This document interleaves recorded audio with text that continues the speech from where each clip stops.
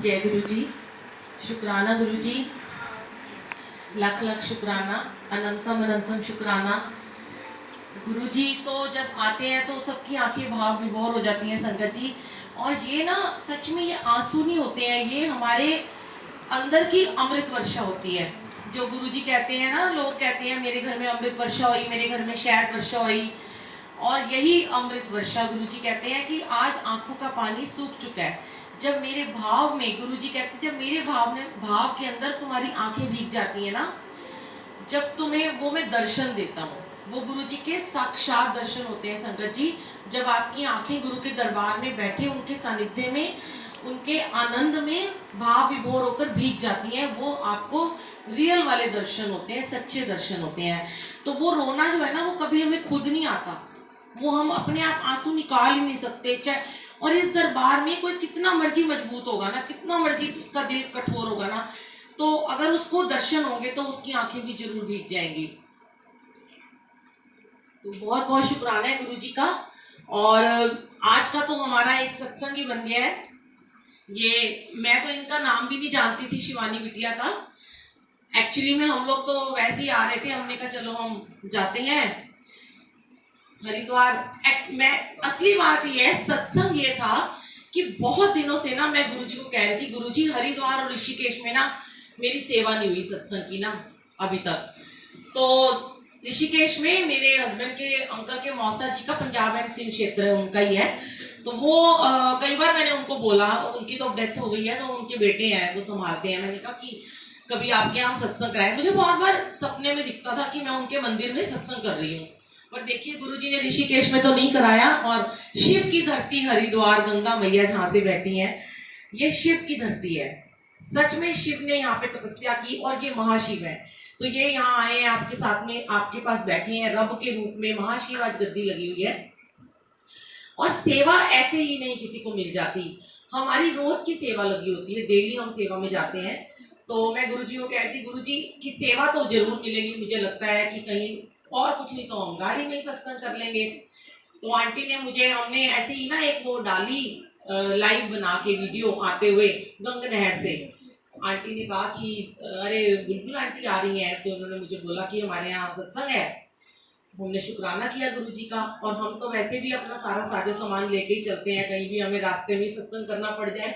तो गुरु जी ने सुबह अमृत वेला, जो मैं लाइव चलाती हूँ डेली अपने पेज पे दिल्ली में, गुरु जी की वीरा बुलबुल आंटी के नाम से 5:30 बजे लाइव चलता है। और इनके घर से, इनके होटल के रूम में छोटी सी प्यारी सी छोटू सी गद्दी लगाई गुरु जी ने, स्वरूप लगाया, इतने प्यारे लग रहे थे। आज मेरे घर में भी हुआ अमृत वेला, पर हमने यहीं से लाइव चलाया। और बच्चे को इतनी ब्लेसिंग मिली कि दिन की शुरुआत ही अमृत वेला से हो गई, ये सबसे बड़ी बात थी। और इनके परिवार के लोग हम सबके साथ में बैठे और मैंने इनको कहा कि आपको इस म्यूजिक सिस्टम नहीं है। देखिए गुरुजी सारा अरेंजमेंट ना खुद ही कर देते हैं, हमें कुछ भी नहीं करना पड़ता। तो अभी लास्ट टाइम जब हम हिमाचल गए थे कांगड़ा, तो हमारी इनोवा में ना उसने ब्लूटूथ और ऑक्स की वायर कुछ नहीं दी। हम बहुत कलपते गए कि 15 घंटे 13 घंटे हम कैसे जाएंगे। तो हमने रास्ते में एक छोटा सा ब्लूटूथ खरीद लिया 250 रुपये का, वो हम चलाते हुए गए। तो आज ही उसी इनोवा में हम आए, तो वो भैया की तो मैंने बड़ी जान खाई थी। तो आज इसने ना खड़े पैर ही ना ब्लूटूथ भी लगवा दिया, वायर भी लगा दी, और मैंने अपना ब्लूटूथ भी रख लिया चार्ज करके। तो जब आंटी ने कहा सुबह सुबह स्पीकर नहीं है, तो मैंने कहा लो जी, गुरुजी ने तो ब्लूटूथ साथ में ही भेजा हुआ है। हमने उसी में अपना स्पीकर भजन चलाए, शब्द गुरबानी, और हमने सुबह का अमृत वेला कर लिया। तो संगत जी आप लोग भी यहाँ पे बहुत संगत है। जब मुझे मैसेजेस आते हैं ना संगत के यूट्यूब से लेके नंबर, तो बहुत लोग बोलते हैं हम हरिद्वार से बोल रहे हैं। मैंने कुछ आंटी अंकल को मैसेज भी किया था, मुझे लगता है आंटी आई है शायद। क्या नाम है आंटी आपका? है देहरादून से, हरिद्वार में देहरादून की भी संगत ने बोला कि हम कोशिश करेंगे। आप आए हो आंटी देहरादून से? हाँ, तो देखिए कितना प्यार है। ये गुरुजी के प्रति तो है ही है, पर गुरुजी के सेवादारों के प्रति भी है कि कौन बुलबुल आंटी, कौन जानता किसी को, पर ये प्यार है जो खींच लाता है। वो कहते हैं हम दिल्ली नहीं आ सकते, चलो ये हमें पास पड़ता है, हम यहीं तक आ जाते हैं। लख लख शुक्राना मेरे गुरुजी महाराज का। इनके तो कितने गुणगान गाए। हमारा जीवन ही एक संगत जी पूरा सत्संग बन चुका है। हर पल के शुक्राने हैं, पल पल ये साथ रहते हैं। बस आपसे इनको कुछ नहीं चाहिए, कोई इनको महंगे चोले नहीं चाहिए, कोई इनको बहुत ढेर सारे फूल नहीं चाहिए। ये तो अपनी श्रद्धा होती है कि बच्चे लगा देते हैं। तो गुरु जी को आपका सिर्फ प्यार चाहिए, और वो भी निस्वार्थ, निष्काम सेवा, सत्संग, सिमरन जो आप करेंगे तो गुरु जी हमेशा आपके अंग संग रहेंगे। और गुरु जी का मंत्र जाप जो आप हर पल करते रहे, जिंदगी भर करें। एक बार आपने मंत्र जाप को शुरू कर दिया तो आपको दोबारा पीछे मुड़ के नहीं देखना पड़ेगा, कि क्योंकि गुरु आपकी बाह पकड़ लेते हैं। हम जब गुरु के साथ बैठते हैं ना, सुबह उठ के पहले पहर में, कहते हैं प्रथम पहर में, प्रथम वेला में, अगर हमने, जैसे हम सुबह सो के उठते हैं तो हम अपना सबसे पहले क्या काम करते हैं, सबको पता है, हम सबसे पहले अपना मोबाइल चार्ज करते हैं, क्योंकि हमें लगता है कि वो रात भर उसकी बैटरी डाउन हो गई है। ऐसे ही ना हमारी बैटरी रात को डाउन हो जाती है, तो हमें अपने आप को चार्ज करना है। अब कैसे चार्ज करेंगे? कई लोग तो चाय पी के चार्ज करेंगे, कई अपना फोन खोलते ही व्हाट्सएप चलाएंगे, चार्ज करेंगे, और कुछ नहीं तो फेसबुक पे देखेंगे किस किस की नोटिफिकेशन आई हुई है। पर अगर आप पहले पहर में उठ के स्नान करके और गुरु जी के आगे जोत जगाकर गुरु जी के साथ बैठकर मंत्र जाप करते हैं, वाहिगुरु का सिमरन, राम नाम, जिसको भी आप मानते हैं, कुछ पल, कुछ घड़ियां उस अनमोल सुहाने वक्त को उनके साथ जब बिताते हैं, तो आप देखेंगे कि आप पूरे दिन के लिए फुल चार्ज हो जाएंगे। आपको अपनी बैटरी, आपकी बॉडी की जो शरीर की बैटरी है वो आपकी चार्ज हो जाती है। अब आप जिससे भी मिलेंगे, जैसे हमारा फोन है पूरा दिन चार्ज रहता है, तो हमें किससे कभी बैटरी मांगनी नहीं पड़ती, ना ही हमें कहीं से चार्जर मांगना पड़ता है। पर अगर हम चार्ज हो जाएंगे ना, तो हम उस चार्जिंग से और लोगों को भी चार्ज कर सकते हैं। पर अगर हम ही सुबह उठते ही नेगेटिव बातें करेंगे, फोन देखेंगे, कई लोग उठते ही ना न्यूज लगा के बैठ जाते हैं, घर के जो अंकल होते हैं ज्यादातर न्यूज लगा लेते हैं। क्या आता है न्यूज में? करप्शन, लड़ाई झगड़ा, मार पिटाई, रेप, यही सब हो रहा है। तो वो सारी नेगेटिविटी लेके वो अपने काम पे जा रहे हैं, वही नेगेटिविटी घर में चल रही है। पर हमें अपना ऑरा जो है वो सुबह सुबह पॉजिटिव करने के लिए अपने गुरुजी महाराज के साथ कुछ पल बैठना बहुत जरूरी है। शुरुआत कीजिए पहले 5 मिनट, 10 मिनट से, 15 मिनट से, लेकिन मैं तो एक ही बात कहती हूँ, अगर आप 1 घंटा 9 मिनट वाला जाप, मंत्र जाप शुरू करते हैं, 108 बारी वाला जो धीरे धीरे चलता है, सिर्फ उसको चलाना है और बैठ के सुनना है। अब उसको सुनते सुनते अगर आपको निंद्रा आ गई है, सो गए, तो कोई बात नहीं, वो गुरुजी आपको सुला रहे हैं। बैठना है जमीन पे, बेड पे नहीं बैठना, क्योंकि बेड जो है वो नींद का घर होता है, और नहाना बहुत जरूरी है। कई लोग कहते हैं हमारे घुटनों में प्रॉब्लम है, हमारी कमर में, तो वो बुजुर्ग है तो वो ना भी नहाए, चलो वो रात को नहा के सो जाए, पर ऐसा कुछ है नहीं है। ये दरबार ऐसा है, यहाँ पे तो सारी बीमारियों का नाश हो जाता है अमृत वेला करने से। गुरुजी ने तो ये मेरी सेवा लगाई हुई है कि अमृत वेले के बारे में बताओ, और जिन जिन संगत को, आंटी जिन जिन संगत को ये अमृत वेला क्यों ये आंटी को पकड़ा रहे, ये आंटी बहुत सुबह से थकी हुई है, अभी सोई नहीं है दोबारा से। एक तो ये हंसती रहती है और हमें भी हंसाती रहती है, खुश रहती है। तो वही बात है ना, नींद आ गई ना, बैठे बैठे कई बार नींद आ जाती है, हमें भी आ जाती है, क्योंकि हम अमृत वेला उठते हैं, फिर हम सत्संग में चले जाते हैं, फिर उसके बाद हम कैब में ही सो जाते हैं, आते जाते नींद पूरी हो जाती है। तो गुरु जी ने बहुत स्टैमिना बख्शा है। संगत जी, आंटी ने कहा सत्संग सुनाना, सत्संग तो बहुत सारे हैं, इतने सत्संग है। मैं सुबह ना अमृत वेला में शिवानी आंटी के सत्संग सुनाने लगी थी, पर वो ना देर हो रही थी, तो हमने कहा हम दोपहर में सुनाएंगे, वो बीच में रह गया। मैं आपको आज वही सत्संग शेयर करती हूँ, क्योंकि अभी हम भी दिल्ली निकलेंगे और अभी लंगर प्रसाद है, मिलेगा आपको, डांस भी करना है, बच्चे का बर्थडे भी है, खुशियाँ भी मनानी है, और इनके घर में आज इनके बेटे का कुआं पूजन भी है, जो इन्होंने 8 साल से नहीं किया है ना बेटा। तो हम नहीं रुकेंगे कुआं पूजन तक, रुके हम? वो कह रहे नहीं रुको, कह रहे जल्दी से जाओ, बेचारा, कोई बात नहीं, चले जाएंगे हम।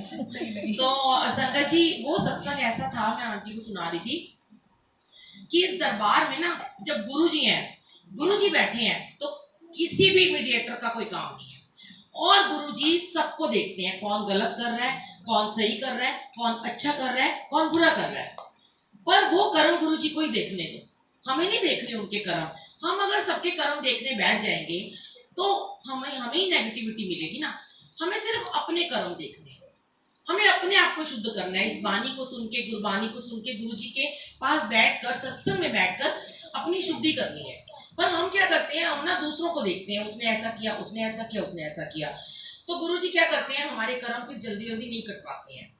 तो ऐसे ही गुरुजी, जब गुस्सा आता है गुरुजी को, जब गुरुजी की तीसरी आंख खुल जाती है, तो गुरुजी अपने महाशिव के तांडव रूप में भी आ जाते हैं। जैसे अभी शिवरात्रि हुई तो कई जगह गुरुजी ने तांडव किया, और उस समय जब उनका त्रिनेत्र खुलता है ना, तो संगत जी गुरुजी उस समय डंडा लेके बैठ जाते हैं, और आपको पता ही नहीं चलता वो डंडा किसके ऊपर कब बरसेगा। बातें ना करें बच्चे। ऐसे ही ना एक बार ना एक सत्संग में, शादी का सत्संग था, तो शादी के बाद मतलब मेहंदी का सत्संग था, अगले दिन शादी थी लड़की की। तो रात को जैसे गौन वगैरह बिठाते हैं, ढोलकी बजाते हैं, कुछ रिश्तेदार और कुछ संगत जी रुक गए, तो ढोलक बजा रहे थे, और एक आंटी वहां पे पहली बार आई थी गुरुजी के सत्संग में, उनको ढोलकी बजाने की सेवा मिल गई। अब जब हम ढोलक बजाते हैं ना, तो हम अपनी रिंग्स उतार के रख देते हैं, तो उन आंटी ने अपनी 2 रिंग्स गोल्ड की उतार के साइड में रख दी, और उनके सामने एक और पुरानी संगत बैठी हुई थी, और वो चिमटा बजा रही थी। आंटी ना ढोलक वोलक बजाई, सबने डांस वांस किया, उठ के चली गई, भूल गई अपनी रिंग्स उठानी, उनको याद ही नहीं रहा। उन्होंने सबने डांस किया, लंगर प्रसाद खाया, वो चली गई।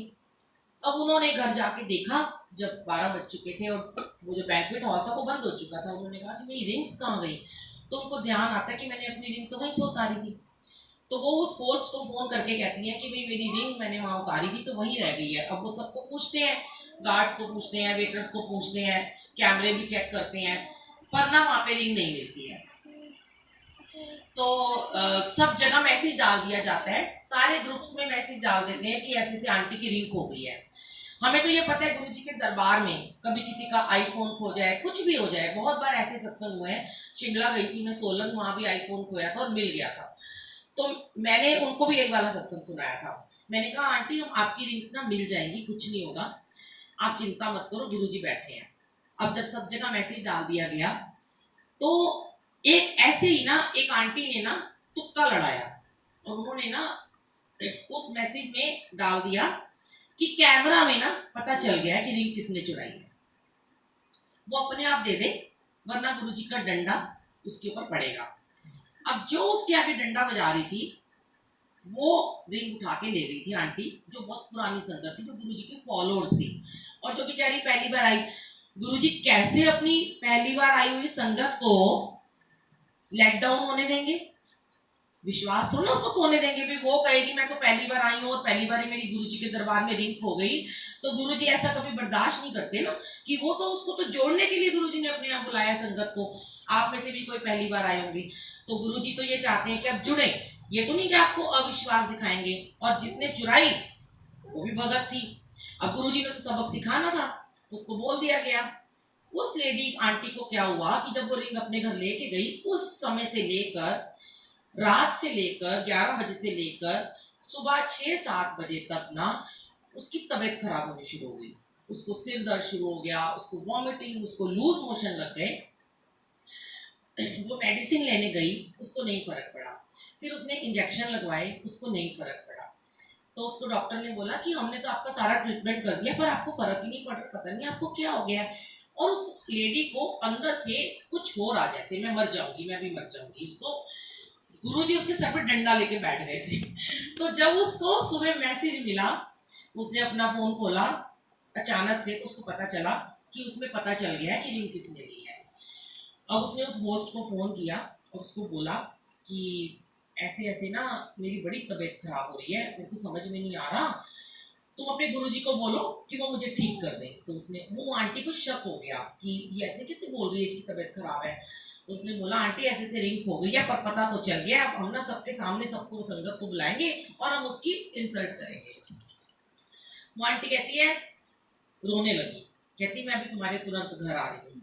और घर आके उसकी होस्ट को कहती है किसी को मत बताना, हम भी नाम नहीं शेयर करते इसमें किसी का, आप किसी को मत बताना भाई, मैं तो आपके गुरुजी से बहुत डर गई हूँ, ये रिंग लो वापस उसको दे दो और मुझे ठीक करवाओ, मैं तो भी मर जाऊंगी। और आपके गुरुजी तो बड़े वो हैं, गुस्से वाले हैं, मेरे लिए डंडा लेके बैठ गए हैं। और संगत जी वो रिंग जैसे ही उसने वापस की, उस होस्ट ने कहा कि सच्चे मन से यहाँ मत्था टेको और गुरुजी का शुक्राना करो कि अभी उन्होंने आपको जिंदा रखा हुआ है। क्योंकि गुरुजी को जब क्रोध आएगा, जब तुम अपनी मनमानियां करती हो, जब तुम चोरी या जैसे कि कुछ ऐसी भी सत्संग होता है कि मैंने सुना है बहुत जगह में, तो मुझे खुद ही ना लोग बोलते हैं आके ना कि आंटी आप हमारे यहाँ सत्संग में आ जाओगे, तो मैं बोलती हूँ हाँ आ जाऊंगी, मगर 2 महीने की 1.5 महीने की जो भी बुकिंग चलती है। फिर वो बोलते हैं कि आप कुछ लेते हो, मैंने कहा नहीं हम तो निष्काम सेवा करते हैं। फिर वो कहते हैं कि हम तो ऐसे से रहते हैं, स्लम एरिया में रहते हैं, छोटा सा हमारा घर है, हमारे पास तो सोफा भी नहीं है। तो मैं उनको कहती हूँ भाई वो सेवा के लिए गुरुजी ने शायद मुझे चुना हुआ है कि मुझे ऐसी जगह पे ही भेजेंगे। बड़े बड़े महलों में बैंक्वेट में तो मुझे कम ही भेजते हैं, बहुत कम भेजते हैं, पर ऐसी झुग्गी झोपड़ी और स्लम एरिया में वो मेरी सेवा लगाते हैं, या किसी आश्रम में, या ब्लाइंड आश्रम में, या किसी कुष्ठ आश्रम में बहुत सत्संग कराया गुरुजी ने। तो फिर कुछ संगत कहते हैं कि ऐसे से हमने एक आंटी को फोन किया, एक अंकल को फोन किया, तो उन्होंने कहा हम तो इतने 5,000 लेते हैं, 2,500 लेते हैं, 11,000 लेते हैं। मैंने उनको एक ही बात बोली कि बेटा आप कभी भी किसी को पैसे दे के सत्संग मत कराओ, क्योंकि आपकी सारी ब्लेसिंग तो खत्म है, आपको कभी नहीं मिलेगी। आप बोलो उनको कि अगर आपको निष्काम सेवा करनी है तो आप आओ, पैसे दे के सत्संग नहीं कराना। तो वो बड़े परेशान हो जाते हैं। इवन एक तो आंटी ने कहा कि तुम मुझे 1,100 रुपये दे दो। मतलब क्या है ये, समझ में नहीं आता क्यों लोग ऐसा करते हैं। कोई कहता है मुझे कपड़े दे दो, कोई कहता है मुझे सूट दे दो, कोई कहता है मुझे ये दे दो, कोई कहता है मुझे बेडशीट दे दो। ये क्या हो रहा है। मैं कई बार गुरुजी से कहती हूँ गुरुजी आपने इतना दिया हमें, कहते ना मालिक ने साईं इतना दीजिए जामे कुटुम समाए, मैं भी भूखा ना रहूं, मेरा संत ना भूखा जाए। आपको क्या चाहिए। यहाँ का लंगर प्रसाद, यहाँ की सेवा मिल गई है, ये तो बहुत ही बड़ी बात है। आपके तो नसीब जाग रहे हैं हम जैसों के, कि इतनी दूर से गुरुजी बुलाते हैं। अभी हिमाचल बुलाया, कभी रुद्रपुर, कभी भोपाल, कभी कहाँ याद भी नहीं, लुधियाना, बहुत जगह अभी बुला रहे हैं, सहारनपुर, जमशेदपुर, बहुत जगह गुरुजी ने सेवा बख्शी हुई है।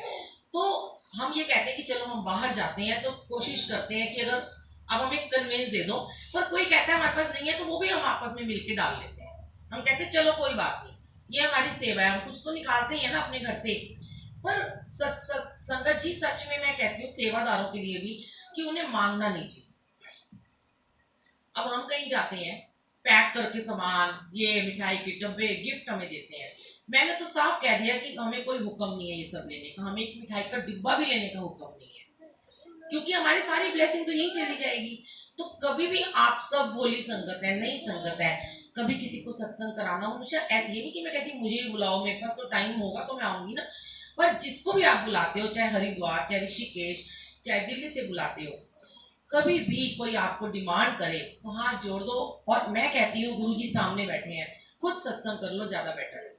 अपने घर में गद्दी लगाओ, गद्दी नहीं भी लगाते हो एक स्वरूप लगाओ छोटा सा गुरुजी का, जल प्रसाद रखो, चाय का भोग बनाओ, 2 घंटे की प्लेलिस्ट चला लो, सत्संग हो जाएगा। इतनी ब्लेसिंग मिलेगी आप सोच ही नहीं सकते हो।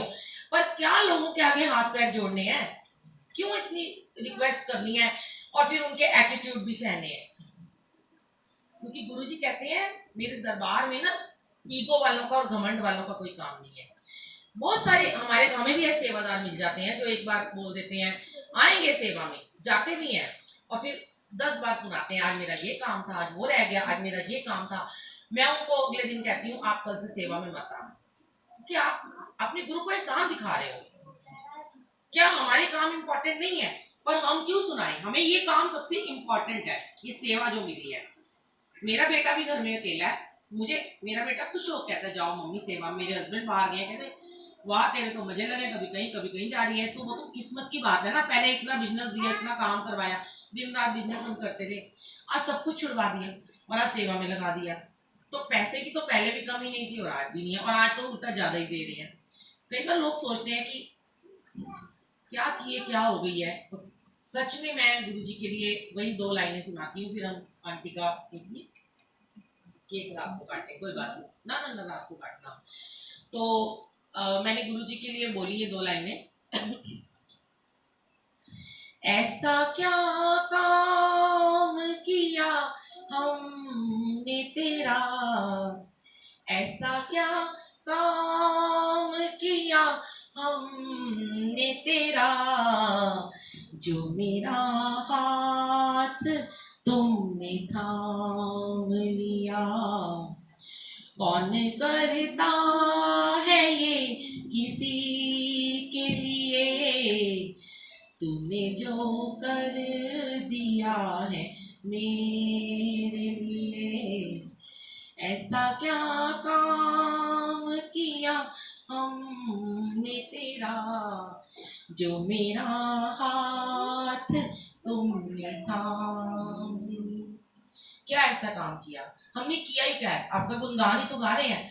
हमारी तो यही सेवा है ना, जाओ सत्संग करो, सेवा करो। आज आंटी बहुत जिद कर रही, इशारे कर रही, मैं गिलास उठाऊंगी, मैं ये करूंगी। अंकल कह रहे हैं, मैंने कहा आंटी अंकल आज आप, आंटी मुझे कह रही सुबह बहुत थकी आज मैं, तो पता नहीं कब रेस्ट करूंगी। मैंने कहा गुरुजी ना आपको 2 घंटे बिठाएंगे सत्संग में, तो कह रहे हम नहीं करेंगे। मैंने कहा ये हमें क्यों बुलाया, सेवा करने बुलाया ना, आज आप बैठो आराम से। तो ये सेवा बहुत नसीब वालों को मिलती है। संगत जी आप अपने गुरु के पास आए हैं ना, सेवा मांगिए इनसे, किसी रूप में भी करिए। घर में बीमार बूढ़ी माँ की सेवा करिए, बच्चों की सेवा करिए। अगर आपके हस्बैंड मना करते हैं जाने के लिए तो उनकी बात को मानिए, सत्संग में जाने को मना करते तो उनकी बात को भी मानिए, उनके खिलाफ कभी मत जाइए। और सबसे बड़ी बात जो मैं लास्ट में हमेशा शेयर करती हूँ, 2 बातें। एक तो अमृत वेला जरूर कीजिए, अमृत वेला में मंत्र जाप कीजिए, सारी प्रॉब्लम सारी बीमारियां सब कष्ट खत्म हो जाएंगे। कैंसर तक गुरुजी ने ठीक किया, क्या नहीं गुरुजी ने इस अमृत से ठीक किया। जो जल रखते हैं हम, ये अमृत बन जाता है अगले दिन 24 घंटे के बाद। पार्ट नंबर 81 मेरा बुलबुल आंटी सत्संग में डालो यूट्यूब पे, पार्ट नंबर 81 में मंत्र जाप सुबह अमृत वेला करने का 10 मिनट का ऑडियो है, उसको सुनिएगा। उसमें मेरा फोन नंबर भी है, व्हाट्सएप कीजिएगा। फोन नहीं उठा पाती हूँ जनरली, कभी कभी उठा लेती हूँ, व्हाट्सएप जरूर देख लेती हूँ। और दूसरी बात जो सबसे इम्पोर्टेंट बात है कि आज इस सत्संग में आए हो, गुरुजी बैठे हैं गद्दी पे। कोई भी आपका दुश्मन है, कोई भी आपका प्रतिस्पर्धी है जिसने आपके साथ बुरा किया, जिसने कभी आपको हर्ट किया, जिसने कभी आपको दुख दिया, जिसने आपको कभी गाली दी, जिसने आपको, आपके हस्बैंड, आपकी मम्मी, आपकी सास, आपकी देवरानी जेठानी, बच्चे, पड़ोसी, संगत, कोई भी है, आज गुरुजी की गद्दी के सामने ये प्रॉमिस करके जाइए, गुरुजी आज हमने उसको दिल से क्षमा कर दिया, आप उसको माफ कर देना और उसको भी ब्लेस करना। और संगत जी आप बाहर जाके नेक्स्ट डे देखना, आपको 5 ब्लेसिंग आपका इंतजार कर रही है। ये मेरा प्रॉमिस है गुरुजी के सामने। अपने दुख कलेश सब छोड़ दो, भूल जाओ किसने आपके साथ बुरा किया, भूल जाओ किसने आपके साथ गलत किया, क्योंकि हमें सिर्फ खुद को ठीक करना है, हमें लोगों को नहीं ठीक करना। लोग तो बोलेंगे ही बोलेंगे, किस किस को आप ठीक करोगे ना, इसको ठीक कर लोगे, इसको कर लोगे, इसको कर लोगे, मुझे कर लोगे, खुद को ठीक कर लो। तो क्या करना है, गुरुजी से माफी मांगी। गुरुजी कई लोग ऐसे हैं जो मुझे इस सत्संग के बाद जब मैं शेयर करती हूँ तो मुझे मैसेज करके कहते हैं, हमारी एक बहुत पुरानी सहेली थी, हमने उसको बड़े दिन से ब्लॉक किया हुआ था, हम उससे बात नहीं करते थे, और ऐसे से फला हमारा पड़ोसी था, वो आगे से निकलता था, हम अपना दरवाजा बंद कर लेते थे। तो आपने सिर्फ यही करना है कि जब भी वो आपके आगे से निकले, जिसको आप देखना भी पसंद नहीं करते हो संगत जी, उसको हाथ जोड़ के नमस्ते कीजिए, जय गुरुजी बोलिए, उसके घर जाइए और फिर देखिए आपका रिश्ता कितना पक्का हो जाएगा पहले से भी ज्यादा। जय गुरुजी, शुक्राना गुरुजी, अनंतम अनंतम शुक्राना, लख लख शुक्राना। बहुत सारे लोगों को अपने प्रश्नों के उत्तर मिलते हैं, है ना, आंटी इसीलिए ऐसे से कर रही हैं, तो अपने प्रश्नों के उत्तर सत्संग में ही मिलते हैं संगत जी। अभी हम थोड़ा सा डांस करेंगे, अभी हम खड़े होके सब लोग हाजिरी लगाएंगे आप लोग, क्योंकि गुरु के दरबार में जो एक बार नाच लेता है उसको किसी भी इंसान के आगे नाचने की जरूरत नहीं है। और गुरुजी ना आपकी स्कैनिंग करते हैं बॉडी की, तो मुबारका तो हमने चला दिया, थोड़ा सा हम अभी चलाते हैं, उसके बाद सब लोग लंगर प्रसाद करेंगे। सब लोग लंगर प्रसाद करते हुए बिल्कुल चुप रहेंगे, एकदम चुप, साइलेंट, जैसे अभी बैठे होते हैं।